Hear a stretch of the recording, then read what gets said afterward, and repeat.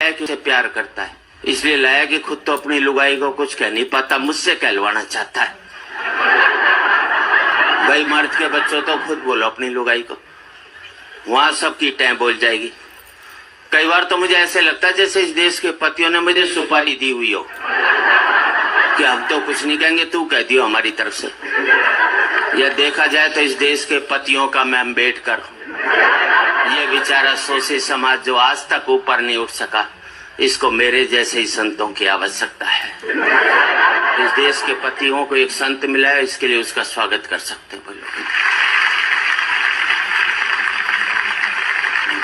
पत्नी नहीं देखे बस इस हिसाब से ताली बजाओ। और वैसे भी देखा जाए तो आजकल मार्केट में बहुत संत घूम रहे हैं, और दूसरे शब्द में कहूं तो मार्केट वाले संत घूम रहे हैं। जिस संत के पास जाओ एक ही बात कहेगा, माया त्याग दो। बोले क्या करें? बोले मुझे दे दो। हर एक चाहता है वो तो करोड़पति बन जाए और आप बाबा जी बन जाओ। लेकिन मैं इतना ही कहना चाहता हूं, अभी मैं अमेरिका गया, मैंने वहां देखा पति पत्नी बहुत प्यार करते हैं। सड़क पर चलते चलते प्यार कर लेंगे, ट्रेन में बैठे बैठे प्यार कर लेंगे। हिंदुस्तान में तो पति सारा घर में प्यार नहीं करता, बाहर की तो बात छोड़ दी जाए। इतना प्यार करते हैं अमेरिका में पति पत्नी की, उनका प्यार का कोटा 2 साल में पूरा हो लेता है, फिर वो तलाक ले लेते हैं। हिंदुस्तानी पति पत्नी सुबह प्यार करेंगे, शाम को माथा फोड़ लेंगे, तो जिंदगी भर प्यार का कोटा पूरा ही नहीं हो पाता। इसलिए हमारे यहाँ कहते हैं 7 जन्मों तक साथ निभाएंगे, क्योंकि हम एक जन्म में प्यार का कोटा पूरा नहीं कर सकते। हंसने की बात नहीं, आपको अगले जन्म में दूसरी लुगाई चाहिए, तो इस जन्म में इस वाली को खूब प्यार करो, अपना कोटा पूरा कर लो बस। भगवान अगले जन्म में दूसरी दे देगा। और नहीं कोटा पूरा करेगा तो 70 जन्म तक यही मिलने वाली है। हंसने की बात नहीं है, कल से जिस पत्नी को पति प्यार करने लग जाए तो समझ लेना साले के दिल में खोट है, वो चाहता ही नहीं कि अगले जन्म में। मैंने तो टेक्निकल बात बता दी।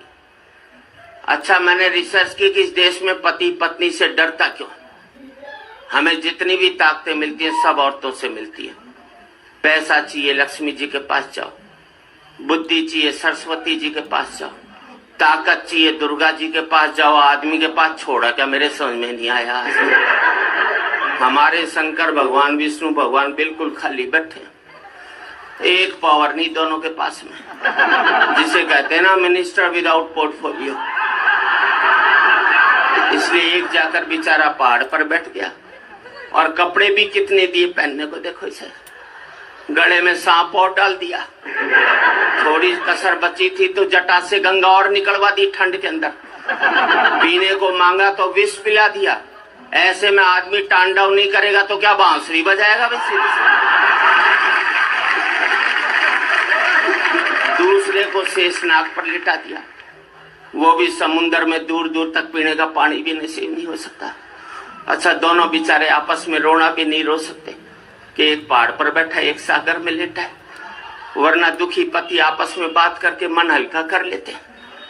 एक हमारी जान को आ गए करवा चौथ का व्रत, पता नहीं लुगाई कब तोड़ दे। इधर व्रत टूटा उधर पति साफ, क्योंकि पति की जिंदगी के लिए रखा जाता है। इस देश में 100 व्रत ऐसे हैं कि पत्नी नहीं रखे तो पति की सेहत खराब हो सकती। एक व्रतशाला ऐसा नहीं बनाया जो पति नहीं रखे तो लुगाई के जुकाम भी हो जाए। तो हम तो बल्ला भी नहीं निकाल सकते। अभी करवा चौथ को घराली बोली सोने का सेट दिला, मैंने कहा मैं तो नहीं दिलाता, बोले व्रत तोड़ू के। अंदर से रोटी ले आई, बोले ला रहा है कि अभी खाऊं? मैंने प्राण जाएंगे ले आया। विदेशों में करवा चौथ के व्रत होते नहीं, इसलिए वहां तलाक हो जाते। अभी मैंने ब्याह की 25वीं वर्षगांठ मनाई, अमेरिका में होता तो 25वीं लुगाई की मना रहा होता, करवा चौथ नहीं होता ना वहाँ। हमारे यहाँ पति पत्नी तो रेल की पटरी की तरह मिलो मत, साथ जरूर चलना पड़ेगा। अलग इसलिए नहीं हो सकते कि बच्चे स्लीपर बनकर दोनों को जकड़े हुए हैं, ना इसको इधर जाने देते हैं ना उसको इधर जाने देते। अच्छा, इस देश में हर एक पत्नी पति को एक धमकी जरूर देती है, मैं तो बच्चों की वजह से टिकी हुई हूँ, वरना कब की निकल जाती है। अब मैंने अपनी लुगाई से कहा, मैंने देख सारे बच्चे ब्याह लिए, अब तो निकल ले। बोले ना, जरा पोते का ब्याह और देख लो। उसने कभी नहीं निकलना। और मैं आप सबसे एक ही बात कहना चाहता हूं, जिन परिवारों ने ये बच्चों के स्लीपर मजबूती पर ज्यादा नहीं कहता हूं, क्योंकि इस देश में सत्ता बदलती है, व्यवस्था नहीं बदलती। चेहरे बदलते हैं, चरित्र नहीं बदलता। मुखौटे बदलते हैं, मन नहीं बदलता। वाह! हम लोगों का चेहरा बदलते हैं, वो अपना चरित्र कभी भी नहीं बदलता। कोई फर्क नहीं पड़ता इस देश में राजा रावण हो या राम। कोई फर्क नहीं पड़ता इस देश में राजा रावण हो या राम। जनता तो बेचारी शी। और कोई फर्क नहीं पड़ता इस देश में राजा कौरव हो या पांडव। जनता तो बेचारी द्रौपदी है। कौरव राजा हुए तो चीरहरण के काम आएगी, और पांडव राजा हुए तो जुए में हार दी जाएगी। वाह! और कोई फर्क नहीं पड़ता इस देश में राजा हिंदू हो या मुसलमान। जनता तो बेचारी लाश है। हिंदू राजा हुआ तो जला दी जाएगी, और मुसलमान राजा हुआ तो दफना दी जाएगी। वाह!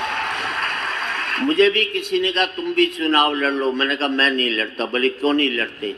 मैंने कहा यार, जब देश की जनता को हमने प्यार से जीत लिया हो तो हमें लड़कर जीतने की क्या जरूरत पड़ी है?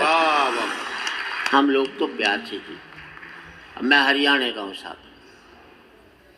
हरियाणा के बेटे 100% बाप की बात मानते हैं, और किसी स्टेट में नहीं मानते। वो हरियाणा में बाप ने बेटे से कह दिया कल तेरा रिजल्ट आ रहा है, फेल हो जाए तो मुझे अपना बाप मत कहियो। छोरा बोला ठीक। अगले दिन बेटा है, बाप ने पूछे क्या रिजल्ट रहा? बोले छोड़ना, राम प्रसाद क्या करेगा पूछ कर। इसे कहते हैं बाप की बात मानना। वाह! अच्छा, हमारे बेटों पर हमें 100% विश्वास होता है जी। हरियाणा में एक बाप अपने बेटे को कूट रहा था, और स्टेट में बच्चे पीटे जाते हैं, हमारे यहाँ कूटे जाते हैं। किसी ने बाप से पूछ लिया बेटे को क्यों कूट रहा है? बोले यार क्या करूं, कल इसका रिजल्ट आने वाला है और आज मुझे बाहर जाना है। इसे कहते हैं कॉन्फिडेंस। वाह वाह! अच्छा, मैंने अपने बेटे से कह दिया था देख तू 50% से ज़्यादा नंबर मत लियो, क्योंकि मेरे 50 बनाए थे। ज़्यादा लिया था जिंदगी भर चिढ़ाता रहता। 45% लिया, 95 लिया था अमेरिका भाग लेता। 45% लिया, साला मुझे दिल्ली छोड़कर गाजियाबाद नहीं जा सकता। और तालियां इस बात पर चाहूँगा साहब, मेरा सुख ये नहीं है कि मेरा बेटा अमेरिका में 5 लाख रुपया महीना कमा रहा है। मेरा सुख ये है कि मेरा बेटा 50,000 रुपया महीना कमा रहा है, लेकिन शाम का खाना मेरे साथ बैठ करके खा। वाह वाह वाह वाह वाह वाह! जिंदगी में पैसा एक सुख था, हमने उसको एकमात्र सुख बनाकर अपनी जिंदगी में कितने कांटे बोए हैं शायद हमको मालूम भी नहीं हो। एक कड़वा सत्य कह देता हूँ, अपने बेटे को इतना लायक मत बना देना कि तुम उसके लायक नहीं रहो। मुझे भी किसी ने पूछा तराजू के एक पलड़े में राम हो और दूसरे में तुम हो तो कौन सा पलड़ा भारी होगा? बात अच्छी लगे तो आपकी तालियां चाहूंगा। बोले तराजू के एक पलड़े में राम हो दूसरे में तुम हो तो कौन सा पलड़ा भारी होगा? मैंने कहा मेरे वाला होगा। बोले कैसे होगा? मैंने तराजू के एक पलड़े में राम होगा, दूसरे में मैं होऊंगा, और मेरे भीतर बैठा हुआ राम भी होगा। वाह वाह वाह! राम यहाँ नहीं है तो कहीं नहीं है, और यहाँ है तो फिर कहीं जाने की आदत है। मैं तो कहता हूँ उद्योगपतियों से, मत दो मंदिरों में करोड़ों रुपया, उससे काम खोलकर 100 लोगों को नौकरी दे देना, समझ लेना 100 मंदिरों का निर्माण हो गया। वाह वाह वाह वाह! क्योंकि मंदिर में हम अपनी बनाई हुई मूर्ति की पूजा करते हैं, और कारखाना खोल करके ईश्वर की बनाई हुई मूर्तियों की पूजा करते हैं। वाह वाह वाह! अच्छी बात पर अच्छी ताली बजनी चाहिए ताकि मंच अच्छी बात कह सके। हम लोगों का एक ही अपराध रहा कि हमने पार्टियों को वोट देना शुरू कर दिया। अगर हम अच्छे व्यक्ति को वोट देना शुरू कर देते तो हर एक पार्टी वाले अच्छे व्यक्ति को टिकट देना शुरू कर देते। फिर इस मुल्क में पार्टियां चुनाव हारती, मुल्क कभी भी चुनाव नहीं हारता, क्योंकि जो भी जीत कर आते वो अच्छे लोग ही थे। एक मैं बात बता रहा हूँ आपको, एक तो ज़िंदगी में मॉर्निंग वॉक मत करना, एक्सरसाइज मत करना, जिम मत जाना, जाओगे तो उम्र कम हो जाएगी।